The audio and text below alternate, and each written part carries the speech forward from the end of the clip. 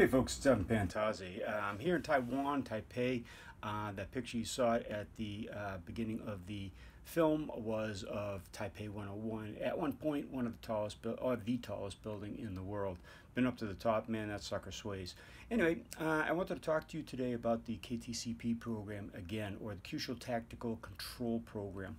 The program was designed because there was a need. We have a what's called the PPCT program that's been installed in many law enforcement agencies for a long time. Great program. It was the original one, and it was ingenious in concept. However, there's a difficulty with it. It's pressure point compliance techniques, or pain compliance techniques, basically.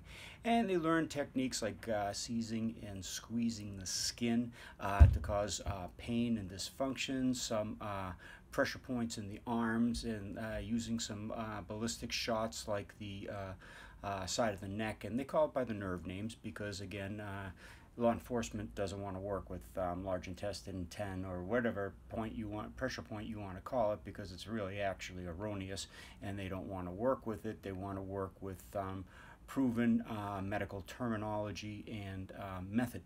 So the Kyusho Tactical Program, Controlled Tactical Program, was put into place. It's not a technique like the pressure point control techniques. It's not a technique. It's a program. And what you do is you learn the human anatomy. And why it's so successful in many different countries around the world is because we're not using techniques. Now, techniques always fail under pressure.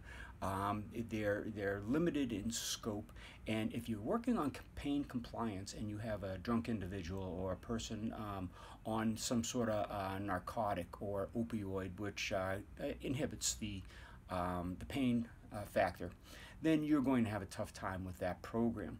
The Kyusho Tactical Control Program does not work on pressure points, it works on nerves. And how we do that is we work with dysfunction of the body, not pain compliance. Yeah, some of them hurt, okay, and some of them hurt more than others.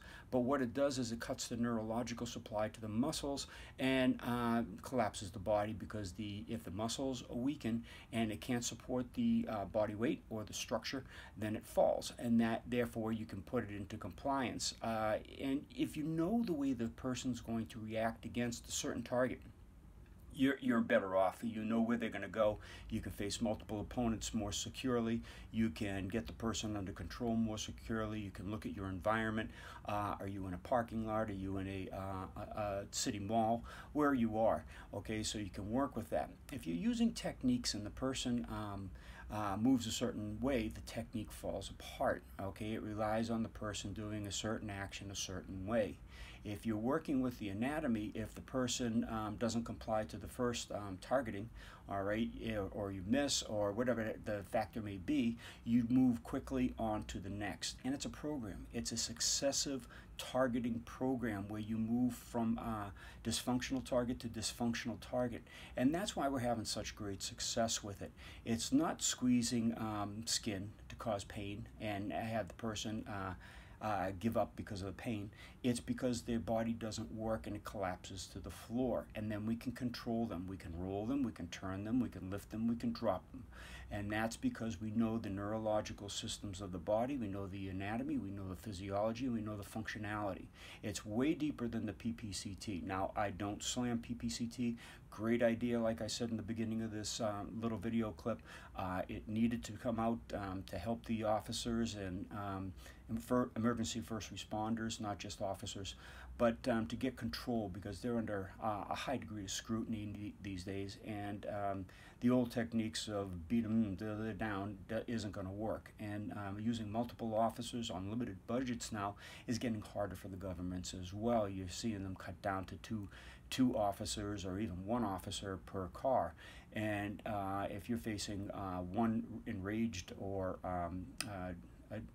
influenced by alcohol or drugs individual that's going off the deep end there, it's hard for one officer to control. So getting multiple officers on scene is getting difficult for the governments. So they have to have a more secure and a more effective way for that one-on-one confrontation, or God forbid, one to multiple opponent for the officer. So the Kyusho Tactical Control Program has worked this. It has 4 modules. It starts from basic compliance techniques where they drop the person to get them into a handcuff position. It moves on to insertions and extractions from cells, from automobiles, from multiple person attacks like in a subway or another individual attacking another individual. Things like this nature, and then it moves up from there, which I'm not at liberty to discuss our program at those levels. But we've got some great officers that have been field testing this and have proven that it works. I remember going back as far as maybe 10, 12 years, being in a Swedish narcotics division, and I was teaching them, and one of the lady officers had to leave early because she had duty. She came back the next day and said, "Oh man, this stuff is great. I worked it last night. I worked like a charm." Now, this is a small lady, and she said she dropped the guy, got him into a restraint position without hurting him, but he dysfunctioned. She said it worked brilliantly and had studied the Kyusho heavily thereafter. So techniques or stories like that and success stories like that have been great, and that's why the KTCP program is growing so rapidly. We have instructors now in 25 countries. We're looking to build that. We have some of our training officers, okay, not regular civilians, trying to teach officers, because that can be difficult because civilians have not been there and done that as the officers have. But when you have officers that are going in, that have been on the street, that have been in prisons, that have been on the front lines, showing other officers what the techniques can do, or not the techniques, what the targeting can do, and how to shuck the techniques that they were working with, or how to enhance their methods that they're so used to. And that's the thing. We don't show you new techniques. We enhance what you're already doing. And that's because we understand the human anatomy and the targeting. So that's a little bit more on the Kyusho Tactical Control Program. This weekend, like I said, I'm in Taipei, Taiwan. I'm going to be here for 5 days of instruction. Then we're moving on to Hong Kong, where we're going to go into the martial aspects.